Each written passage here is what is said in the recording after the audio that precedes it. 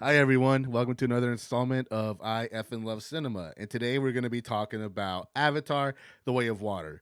Of course, as we all know, it's the follow up to 2009's Avatar, both by James Cameron. And I saw it in IMAX 3D, which I'm so glad that I did because I cannot think of a better format to see this movie in because this movie, above all else, is just fucking visually dazzling, just absolute like candy for my eyeballs. It was honestly like just I mean, Lindsay makes fun of me about it because like the entire movie I sat there with my mouth open because I really just taking it all in. God, it was just like so it wasn't overwhelming, which was great, right?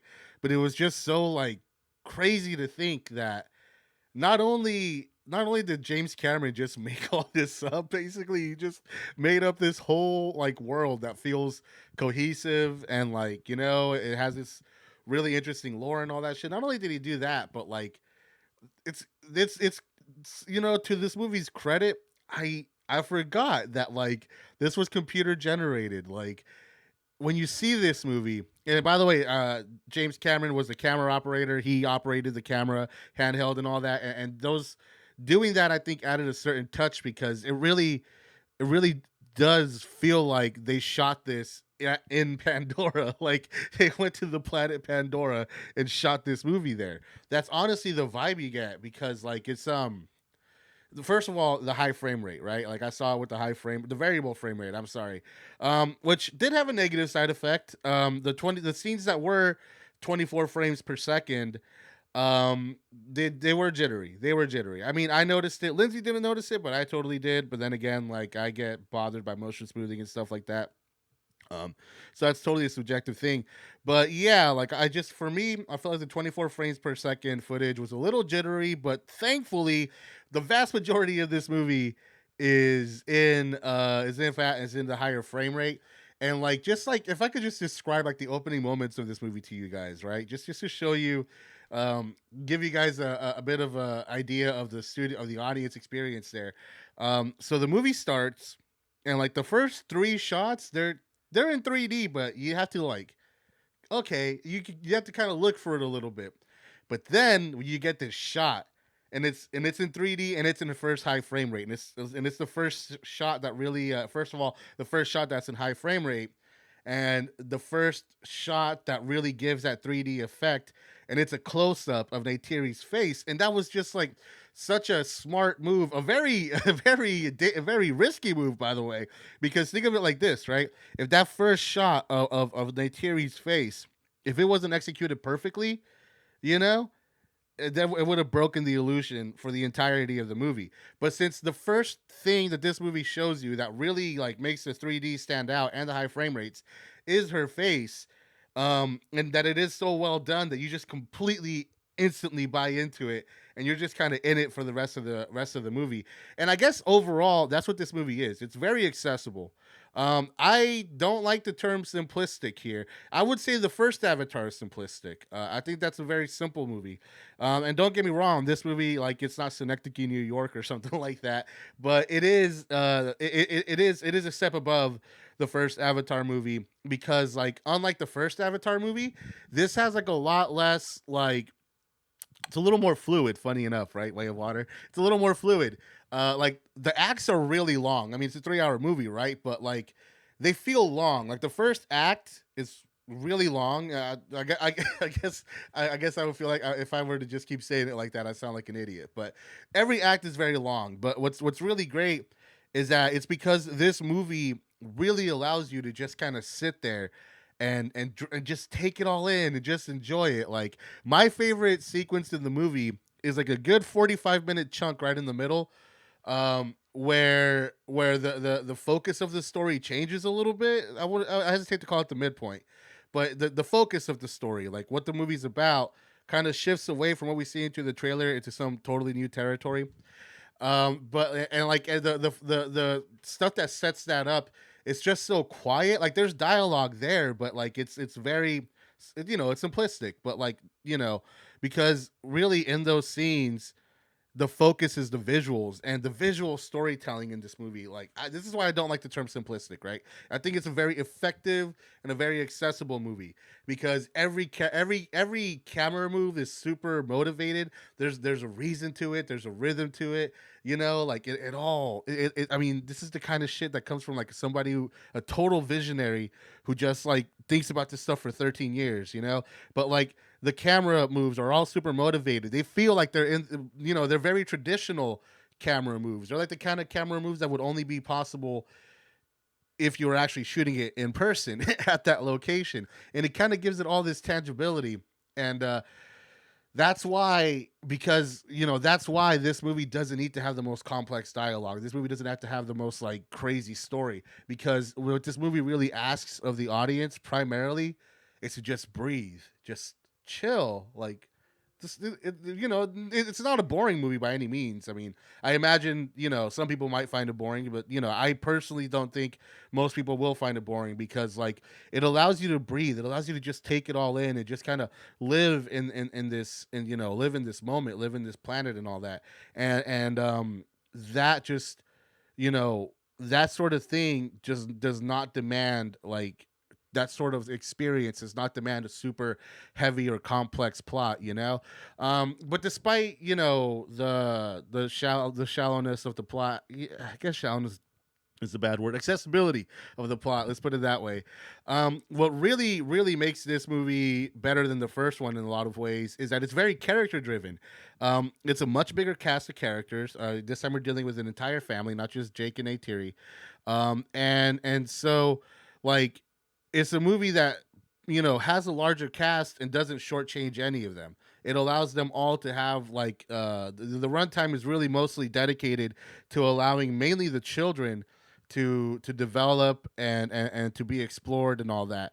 And that really works because we're already like Neytiri and Jake, right? Like we already liked them from the first movie. They're not really the focus here.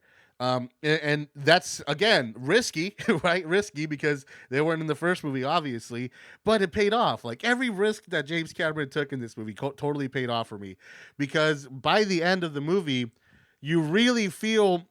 I'm spitting. I'm sorry. You really feel like the main character is the Soli family.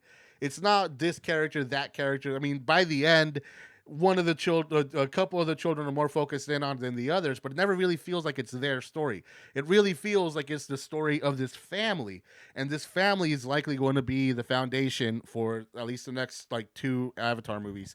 And this movie was really smart in choosing to expand that focus. And the best thing about it, the best thing that I can say about expanding that focus is that it sacrificed nothing. Like James Cameron ain't much for compromise. Let's be real here. And he did not compromise on exploring these characters to the fullest.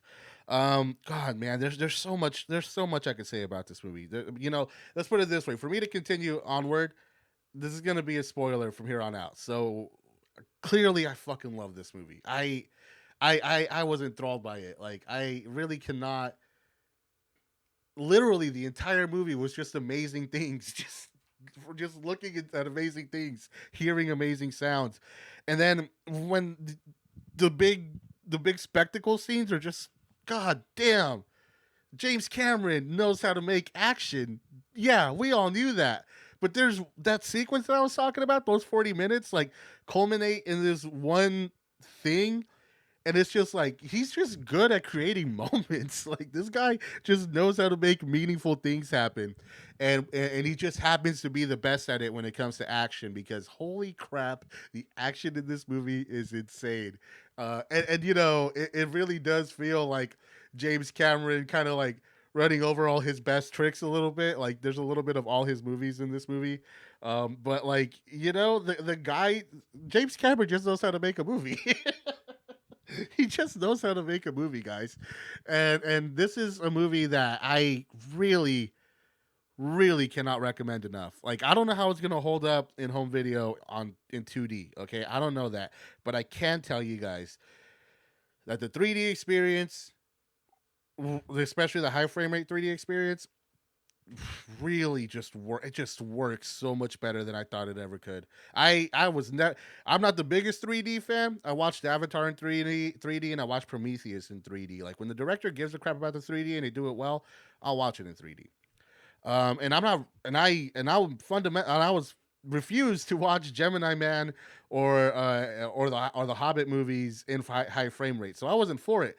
But James Cameron, I think he said this in interviews in the past, believes that high frame rates are a tool; they're not a format, and he uses that tool very effectively, at least in favoring the 48 frames per second. Again, excuse me, the 24 frames per second scenes were a little too jittery for me, but they're the minority of the movie, and it just really doesn't take away from the overall impact that this story has.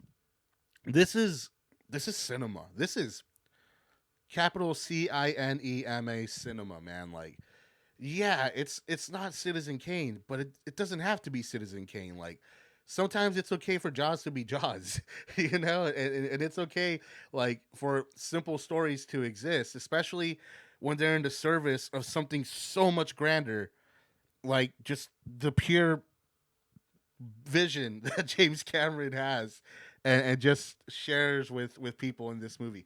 You know, I want to say this before I get into the spoilers, man. Like, I, you know, I'm not. If you don't like this movie, you don't like this movie. That's, you know, that's fine. That's your prerogative, man. But if you do not like, if you don't like this movie, like just, oh god, like I hope it's because you weren't being a cynic. Let's put it that way.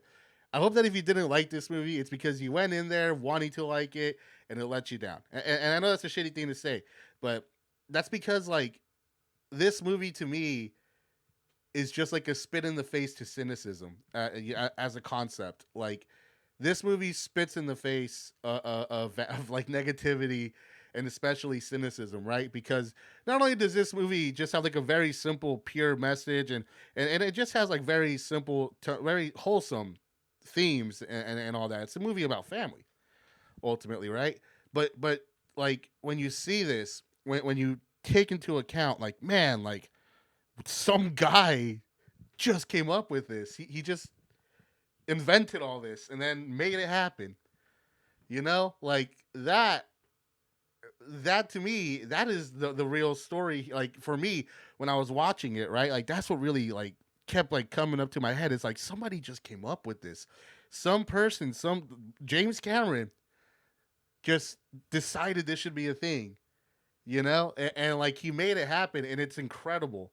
You know, and that's the like the beauty of art, right? Is that like somebody could just like have a vision and then create this art piece and it just becomes this meaningful thing. And I love art. And don't get me wrong, like movies don't have to be Avatar for me to love them. God knows that there's a lot of movies that are just two people in a room that I love. I've made movies that are just people talking to each other that I'm very proud of. You know, like I don't think cinema needs to be that, but when it's something that is this grand and this just completely ambitious, when the whole world was telling James Cameron, dude, you're wasting your time. It's been too long. Nobody cares about Avatar no more.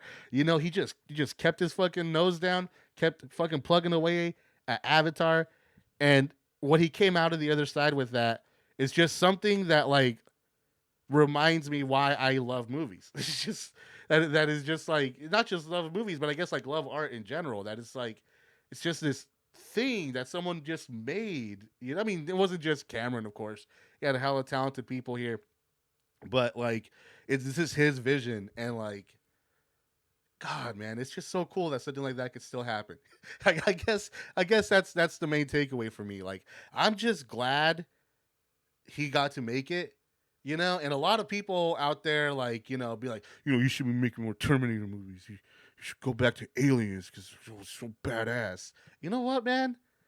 This is what he makes. This is where clearly this is where his heart is. Like he's putting his heart and soul into these movies. I don't think anybody could deny that. Fucking a dude, like I hope he lives there forever. I hope if this is clearly like something that's fulfilling something for him because you don't make something this good without the work itself meaning the fucking world to you, dude. So if James Cameron wants to spend the whole rest of his life just making Avatar movies, fucking A, badass. I hope he does. I hope he does. And if he wants to do other stuff, I hope he does that too. But I think really this movie should just, I mean, I've always said don't question James Cameron and all that, but even I myself questioned Avatar 2's quality and success and all that. But like just like I guess overall, just remember that like as corny as it is, you can do anything. If James Cameron can make Avatar the Way of Water, you can do anything you set your mind to too, and fuck it, I can too. And I think that's what's most important here. So I was gonna spoil stuff, but I think I got it all out. So clearly, again, I love this movie. I'm planning on going to see it again, maybe on IMAX, but for sure in 3D high frame rate. Seriously, guys, I love this movie. If you think I'm being crazy, like go ahead and say in the comments if you've seen it. See, if you've seen it, share your thoughts in the comments. Hit like, hit subscribe. I'll be back soon with the review of The Whale, and the revival tour video is coming out pretty soon. Till then, I've been Ed. You've been awesome. Take care.